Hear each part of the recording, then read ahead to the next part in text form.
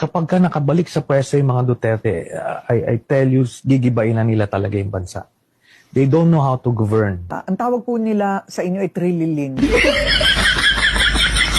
Naiinis ka ba? Hindi po. Hindi ka naiinis doon. Trililing, trililing, trililing. Trililing. Ayan, si trililing, oh.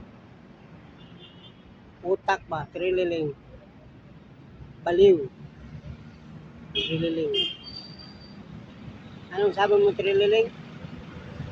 Pag ang mga Duterte makabalik sa maging presidente, gigibayan ng mundo. Trililing ka talaga. Trililing. Ganyan ka tililing. Tililing. Tililing, niling, tililing, tililing. Wala ka namang sa utak mo, parang Duterte naman no. Maninira sa mga Duterte.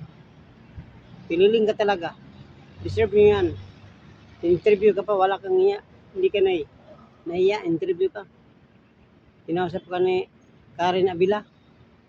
Tawag sa'yo, tililing. Dapat lang hindi ka mainis kasi totoo man yan, tililing ka.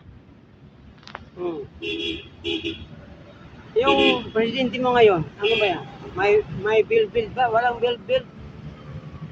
May Bukana Bridge, inaangkin pa niya, kanya daw yun.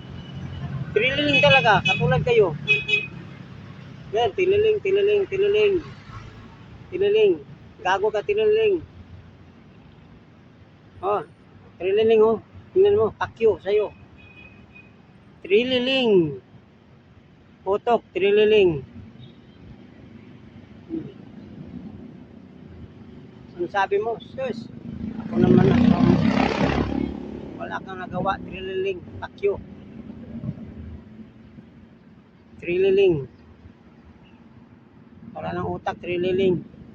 Takot kayo manalo si mga Duterte ngayong 2028. Dahil ikaw, makulong ka, balik ka sa kulungan. Tililing ka talaga. Tililing, utak, tililing. Fuck you. Thank you for watching. I like and share this video.